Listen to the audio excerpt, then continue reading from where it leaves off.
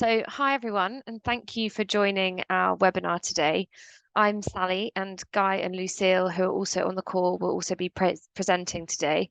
We are all in the corporate and commercial team at Russell-Cooke, and we do lots of work with startups and scaling businesses. So this is going to be the first in a series of webinars covering some of the key legal issues for startups. And we will be kicking off today with an introduction to fundraising. So this will cover preparing for a funding round, some information about term sheets, valuations and jargon, a little bit on SEIS and EIS tax relief, SAFEs or advanced subscription agreements, negotiating an investment or shareholders agreement, and finalising the funding round. So this is very much an introduction to these topics, and we'll probably be rattling through them quite quickly. So please do get in touch if you have got any questions, and there'll be a bit of time for questions at the end as well. So now I'm going to hand over to Guy. Many thanks, Sally. Yeah, I'm just going to talk quickly about what you do before the funding round starts. So I'm assuming that most of the people here are founders or participants in startups thinking about a fundraising process. And there are a few things that it's worthwhile checking before starting the process, because these are things that investors always ask about, that they're always interested in.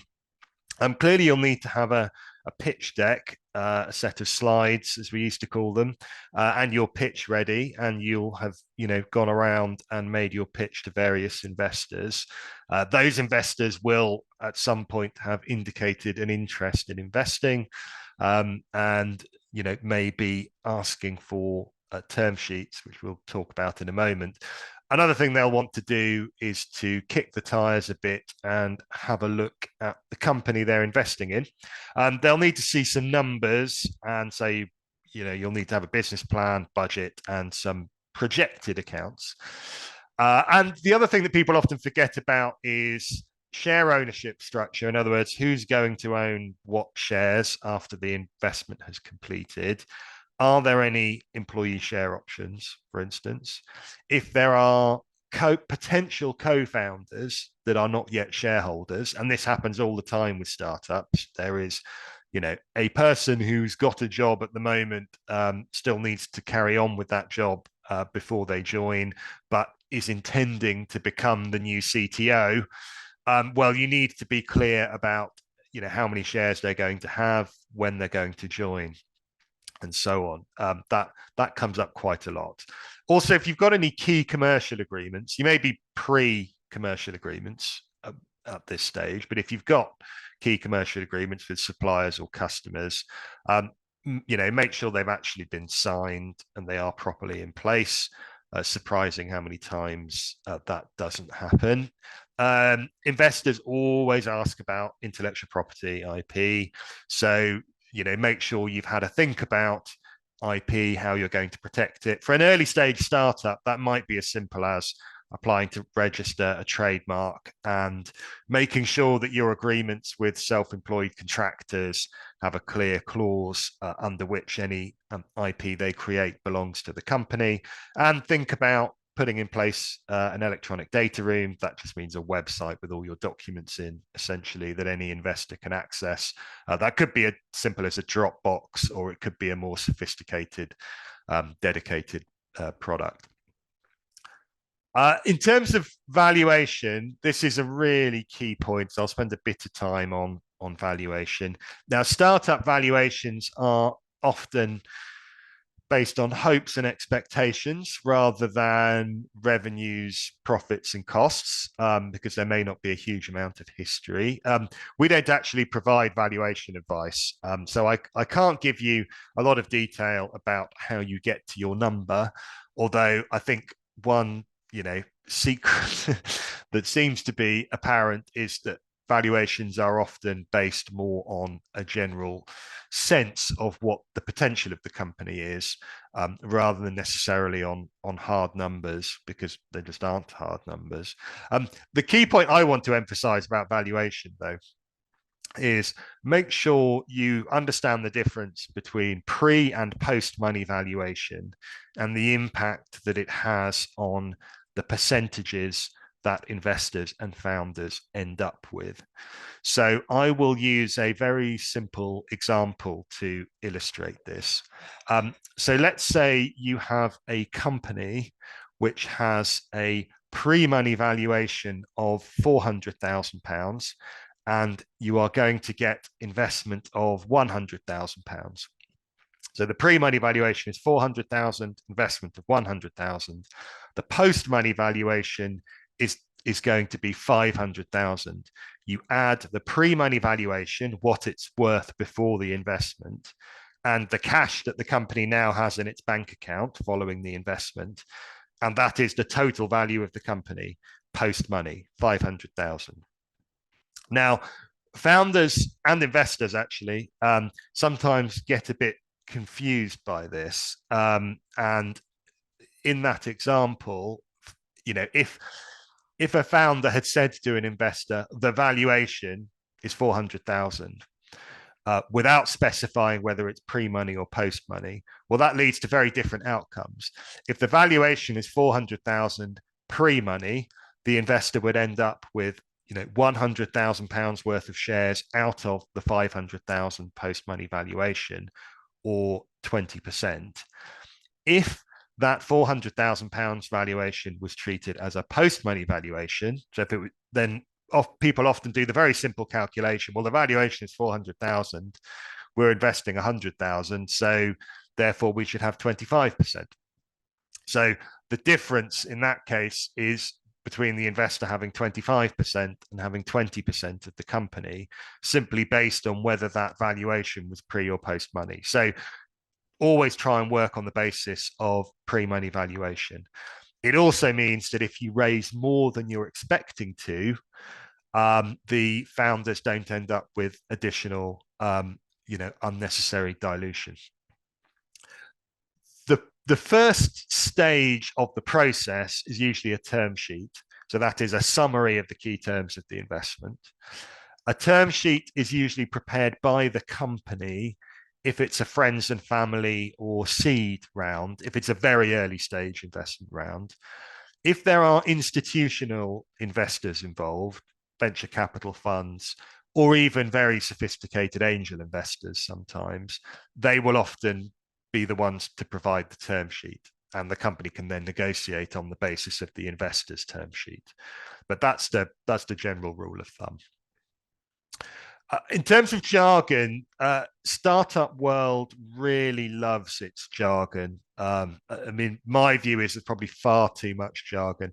A lot of it is derived from Silicon Valley, and has sort of, arrived in startup world, and everyone loves to use it. If you're unsure about a term that's used or put into a term sheet, if you Google it, you can usually find a lot of information available. If you can't find anything by Googling it, then I would say just ask what does that mean exactly. But some of the common ones are cap table, short for share capitalization table. It just means a list of shareholders and the number of shares they hold and the percentages, often including an option pool as well. Angel means an individual who makes investments in startups who isn't typically directly involved in the company. A round doesn't really have a clear definition, but an investment round usually means a situation in which one or more investors are investing at around the same time, at around the same price. Priced equity means that you're issuing shares at a given price. That is contrasted with a SAFE or an advanced subscription agreement that Sally will talk about in just a moment. F&F or friends and family investing. Seed round just means an early stage round. Series A, Series B, Series C are the terms given to later fundraising rounds, usually where there is some kind of institutional investor involved.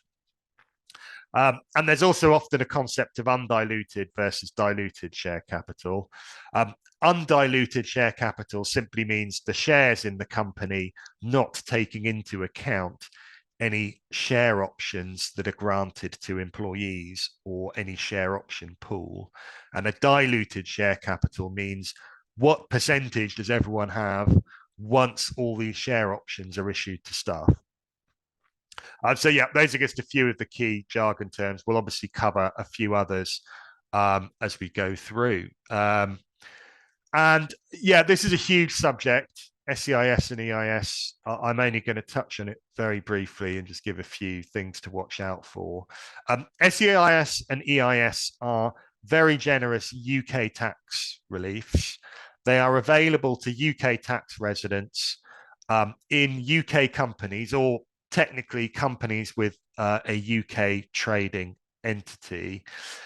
And those companies have to have a qualifying trade. And a qualifying trade means it's very broad. It covers most trades, but certain things like financial services or property are excluded. And you can obtain, as a company, advance assurance from HMRC to confirm that your company does qualify for SEIS and EIS relief. But it's a benefit for the investor, not the company. Technically, the company receives no benefit at all from SEIS and EIS. The benefit goes to the investor. And it is a very generous benefit because the investor gets income tax relief on the way in. So when they invest in a company that qualifies for EIS, they get to deduct part of that investment from their income tax in the year in which they make the investment. And provided it qualifies, they also have no capital gains tax when they sell the shares. So it is very generous. It's not available to insiders. So it's not available to employees, existing directors, or shareholders who have more than 30% of the company. And the difference between SEIS and EIS is that SEIS has a slightly more generous income tax relief, and SEIS is only available for the first 2 years of a company's life and is limited to £150,000.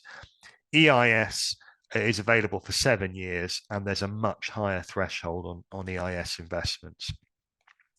Any shares issued to investors who want to benefit from the reliefs have to be full risk shares. So various rights which a VC or venture or institutional investor might ask for, certain types of liquidation preference, certain types of anti-dilution protection, which we'll talk about in a few minutes, those rights would disqualify SEIS. And in fact, there are various things which disqualify SEIS and EIS. And so you do need to be careful. It is valuable for a company. It makes a company more attractive for investors. It makes the process of bringing investors on board smoother in many cases because they're taking on less risk. But please do be aware that the SEIS and EIS rules are riddled with traps, and HMRC loves to withdraw the relief because it is so generous. Okay, I'm now going to hand over to Sally to talk about SAFEs and ASAs. Thanks, Guy. So what's a SAFE? A SAFE is a simple agreement for future equity, and it's a type of advanced subscription for shares. So the company receiving the subscription receives cash from an investor, but that investor doesn't receive any shares until it converts into shares further down the line. Going back to Silicon Valley, they were first introduced by Y Combinator, which is a really well-known Silicon Valley accelerator. And standard SAFEs can be found on the Y Combinator website for use under US law. The UK doesn't have a sort of standard form equivalent, and often the versions used in the UK are referred to as Advanced Subscription Agreements, or ASAs, but I'm just going to refer to them as SAFEs for the purposes of this talk. Now, we get lots of emails asking for the kind of standard advanced subscription agreement. As I mentioned, it doesn't exist, but most law firms have a fairly standard, simple version, even if it's not the sort of one you can download from Y Combinator for US law. So why would you use a SAFE? Well, SAFEs are really popular because they're often seen as a quick and simple way for a company to access funds without the lengthy negotiation, which is sometimes associated with a direct investment for shares. And another reason for using a SAFE is when the company and the investors can't agree a valuation, or when the company doesn't want to commit to a valuation. By using a SAFE, the official valuation can be deferred to a later time, although only to a certain extent, as often SAFEs will have a default valuation built into the terms. So once an investor has committed funds to the company, the terms of the SAFE don't usually allow that person to get their money back. They're generally intended to be an equity instrument rather than debt. And the SAFE will incorporate various conversion events, which triggers the conversion of the investment into shares, usually the most senior class of shares in the company, but we'll come on to that. So the most significant conversion event is usually a funding round, which might be expressed as a qualifying or a non-qualifying fundraising round, depending on how much the company is actually raising. But insolvency of the company or a sale would also be conversion events. And there will also usually be a long stop date by which the SAFE must convert. And this is especially important if your investor is hoping to benefit from SEIS or EIS, when the long stop date will be set at 6 months from the date of the SAFE, following guidance from HMRC. And that's to do with that money being completely on risk, as Guy was just talking about. So SAFEs generally specify that investors will be entitled to be issued the most senior class of shares when the money converts, which basically means just the shares that have the most favourable rights in the company. So if the conversion event is a new fundraising where the lead investor is getting a new class of senior preferred shares, the SAFE investors will also benefit from receiving shares of that class. However, once again, if they are hoping to benefit from SEIS or EIS relief, they may want their subscription money to convert into a different class of shares, so ordinary shares perhaps, to ensure they get their SEIS, EIS tax benefits. If the most senior share class, for example, some preferred shares, have rights which mean that it wouldn't qualify for SEIS or EIS. So one of those pitfalls that Guy was talking about, always really important to check that before your SAFE converts. So how many shares will an investor get? Well, this depends on the conversion price, which is determined at the point of conversion, even though there will be things that govern that in the terms of the SAFE. So this will vary depending on the actual conversion event. But it's quite normal for SAFE investors to be rewarded for an early subscription and handing over that cash, perhaps when the company really needs it, without much negotiation. So they'll often be rewarded with a discount, which might be between 5 and 20%. And it would be typical for the conversion price to represent a discount to the lowest price in the funding round, where the SAFE ends up converting into shares. If the conversion event is at the election of a SAFE holder on an event of default, there would ordinarily be a default price specified in the SAFE at which the subscription funds will convert, rather than using the discounted figure. Usually, there's also a cap on the share price to protect SAFE investors, so that the conversion price never exceeds a certain level, or to ensure that there's a minimum number of shares which they end up with. Now, because SAFEs are generally intended to be simple, as the name suggests, they don't typically contain lots of investor rights, but investors may ask for similar things to those you'd find in a shareholders agreement or an investment agreement, which Guy's going to talk about in a moment, such as information rights to see annual budgets and business plans. They might ask for board appointment rights, warranties, or consent rights. The other thing we also see is that they ask for a most favoured nation clause, which basically says that if the company enters into further SAFEs after the original, if they're on more favourable terms, then the original SAFE investor gets to upgrade their terms to those more favourable terms. This is called the most favoured nation clause. So basically, it's quite flexible, and the more simple the SAFE is, the less of these sort of rights you will see. Also, it's worth noting that upon conversion into shares, any rights the investor does have in a SAFE would usually be replaced by those in a shareholders or investment agreement. On which note, I'm going to hand back to Guy, who's going to talk about those documents. Yeah, thanks, Sally. I mean, one of the main purposes of a safe is to avoid having to necessarily nail down all of the things I'm about to talk about, which is what are the terms of an investment agreement, what goes into a term sheet for a funding round where shares are going to be issued, and you're not relying on a safe. So the main things you need to agree are management of the company, so who's on the board, and how decisions are going to be made. Worthwhile pointing out here that 99% of the decisions that a company needs to take are taken by the board. Probably more than 99%. The board is where the power vests in the company. The shareholders have the power to remove directors, but the decisions are taken at board level. So who's on the board is really important. Often investors will ask for a board seat. If there are a lot of investors, they may have one board seat between them, and they have to agree to an investor director who will represent all of their interests. An institutional investor may insist on their own board seat. People are also asking increasingly for board observers. That is, someone who attends board meetings but does not have a vote and is not a director.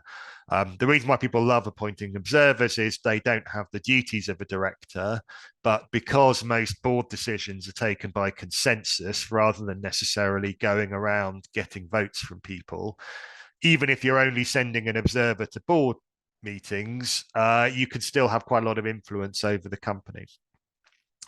So that's one thing that's usually in there. Founders would normally have a right to be on the board. Sometimes investors will insist that that right would only be for so long as the founder is working in the business. The agreement may also have warranties. So that is promises about the company given by the company and often founders.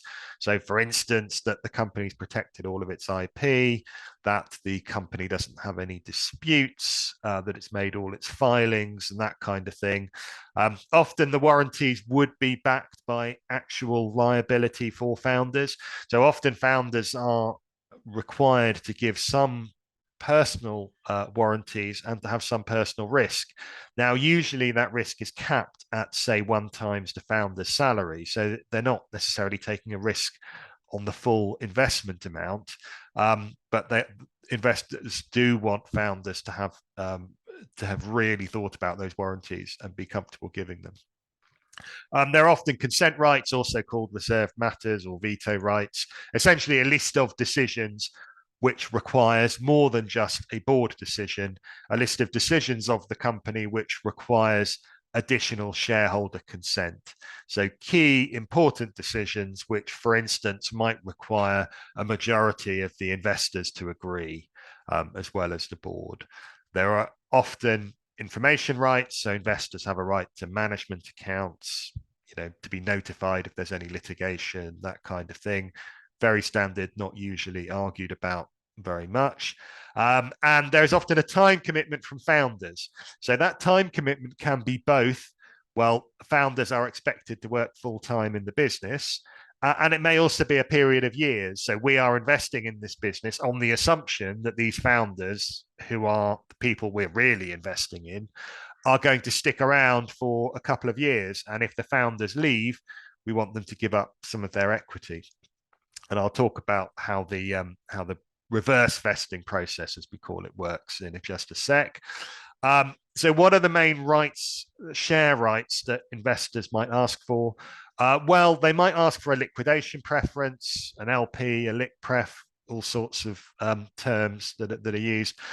Essentially, it's a right for the investor to receive their investment back before the founders and other shareholders receive a payment. So, for instance, a 1x, 1x non-participating liquidation preference would mean that, if the company is sold and the price has gone down, then the investor will take their investment back before anyone else is paid out. A participating liquidation preference is slightly different and much worse. A participating liquidation preference means that the investor both gets their money back and they get their pro rata share of whatever's left over. So if someone has a participating liquidation preference in a company where they have invested £100,000, they have 10% of the company, and the company is sold for £1 million. Well, they get their £100,000 back, and then they get 10% of the remaining £900,000. So they would actually receive not 10%, but 19% of the proceeds. So you do definitely want to avoid a participating liquidation preference. They are becoming, I think, a bit more rare these days, but you do still see them. And generally speaking, you're only talking about liquidation preferences at all if you've got significant institutional investors or super angels investing very large sums. If it's a friends and family or seed round, normally it's ordinary shares. Don't even mention liquidation preferences until someone actually asks for it, and you wouldn't normally give them at that stage. There are usually preemption rights on allotments, so before issuing shares, you have to offer existing investors a chance to maintain their percentage by buying shares at the new price. And preemption rights on transfer, so that before anyone sells shares, they have to offer them for sale to the other shareholders, including the investors. Tag and drag rights. A drag right is a right under which minority shareholders can be forced to sell their shares if a majority, let's say 60%, wants to sell to a buyer. Normally, a buyer would insist on buying 100% of the company. If there's a drag right, the 60% can force the remaining 40% to sell at the same price, at the same terms. And a tag right is a converse of that, under which a majority cannot sell their shares and cut the minority shareholders out of the deal. So if that 60% wants to sell to a single buyer, they have to include the remaining 40% in the deal. Down round rights or anti-dilution protection.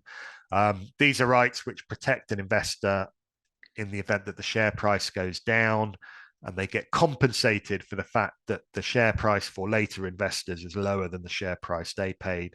Absolutely to be avoided. It isn't compatible with EIS or SEIS, not something to offer. And I mentioned that founder equity is often tied to a given time period of years. The way that works is that, founders might be told you have to accept, a 3-year straight line reverse vesting of your equity, which means that if a founder leaves after 18 months, they have to give up half of their shares. And that either means that they simply keep the other half that they have vested, or it means that they have to sell all of their shares and they get paid full market value for the vested shares and nothing for the unvested shares. So often investors will insist that founders earn the right over time to keep their own equity. Again, not something you would ever offer or suggest in a seed round or with angels and friends and family. But if there's an institution involved, this is the kind of thing they normally ask for, to be honest. Often a bit controversial, but yeah, it is often part of a series round.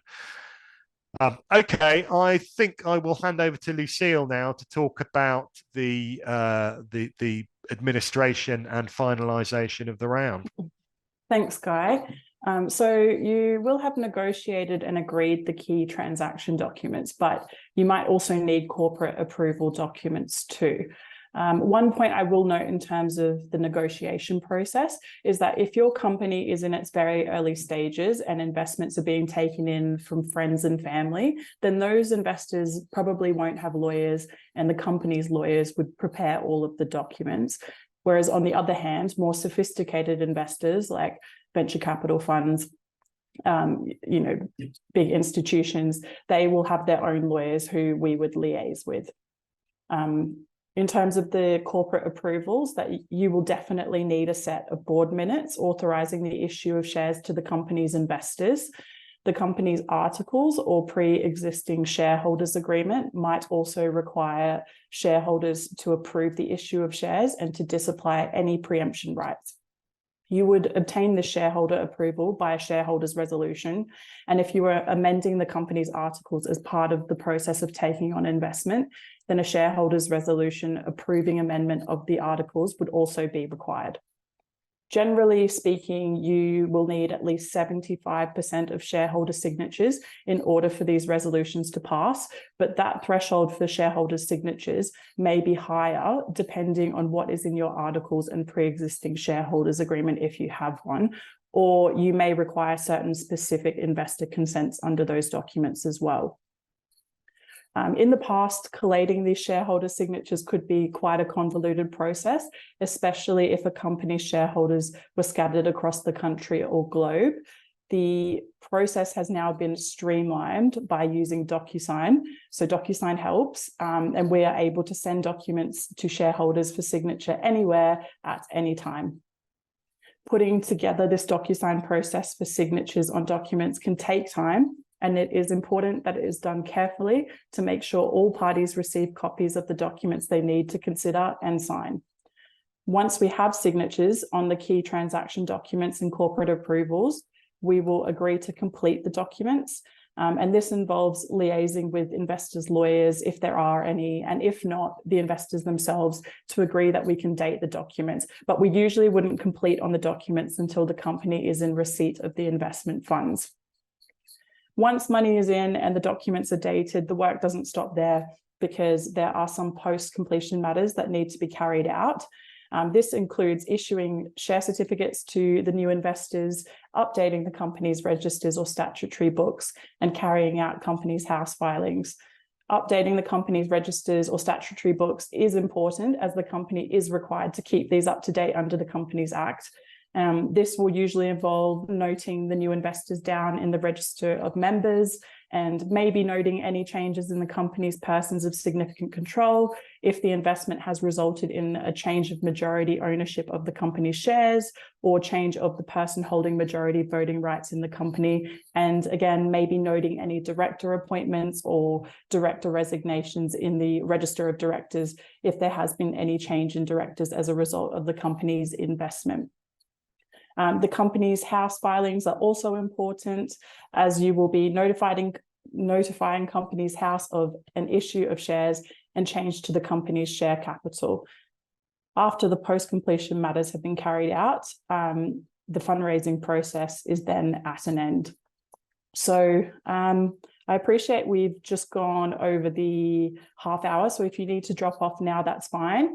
Otherwise, if you want to stick around, we would be happy to take any questions and you can put them in the chat box. I'll just give everyone a moment in case they want to submit anything.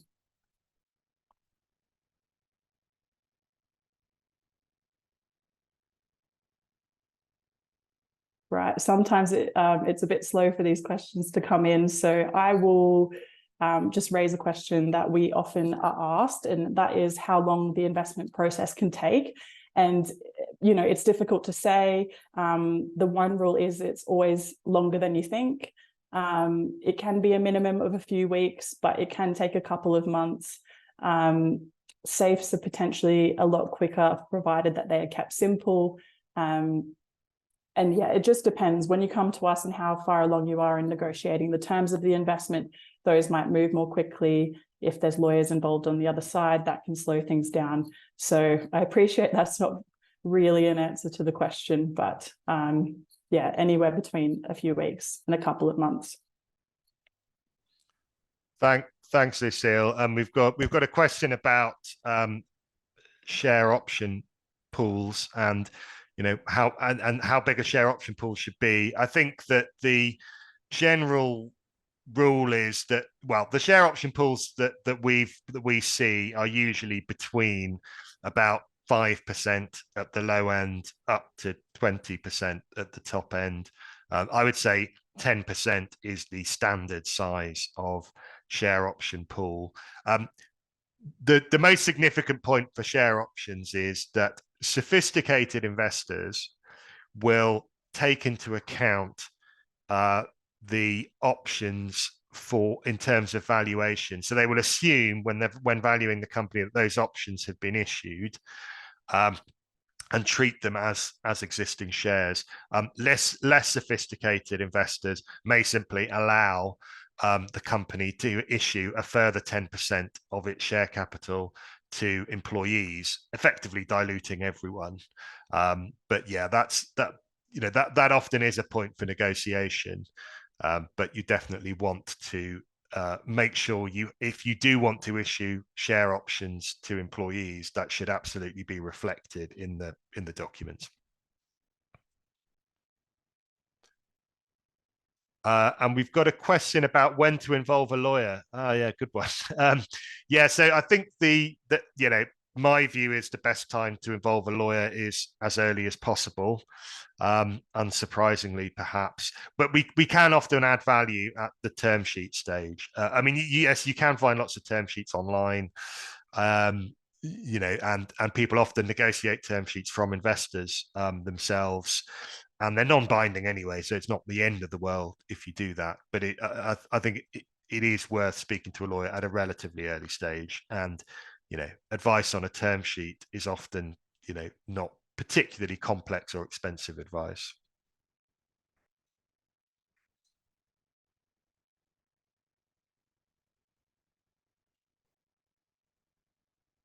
Sally, do you want to take the question that's just popped up?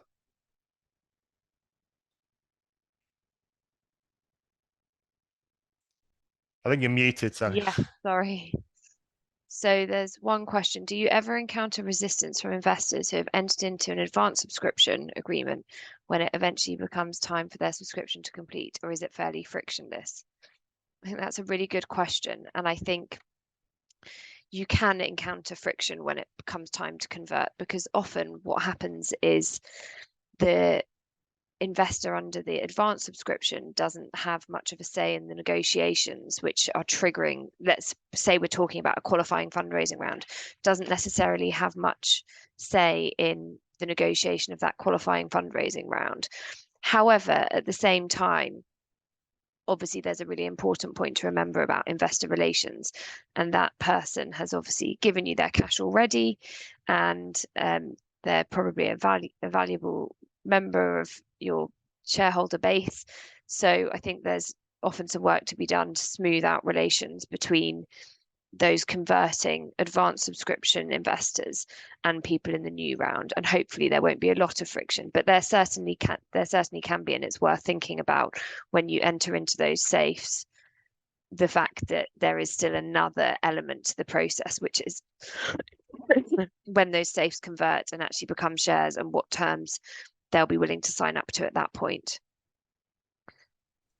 Was there another Thanks, Sally. Yeah, there was another question about ASAs, which is, are ASAs time limited? If we agree an ASA in advance of a planned round, what happens if that future round isn't then closed? Do we have to include a backstop valuation? I guess the main distinction here is between an EIS instrument and a non-EIS instrument. So advanced subscription agreement usually refers to an instrument which qualifies for EIS as opposed to a SAFE, which may not.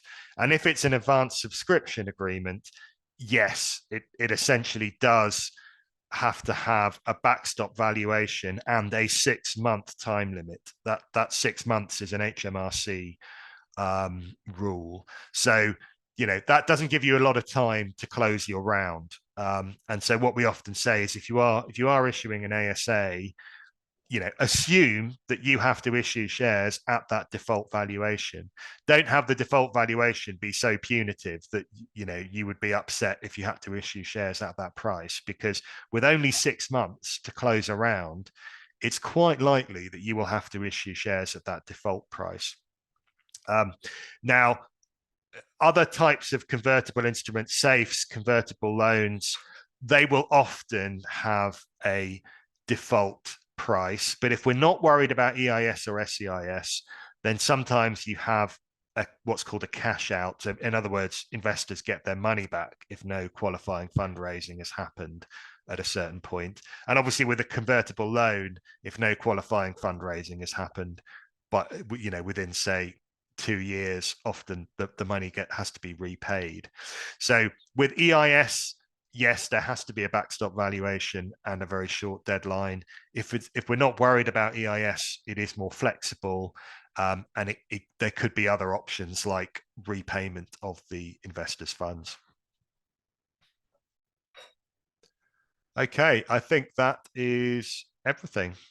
Thank you, everyone, for joining us. And there will be future webinars for startups, including on intellectual property and data protection.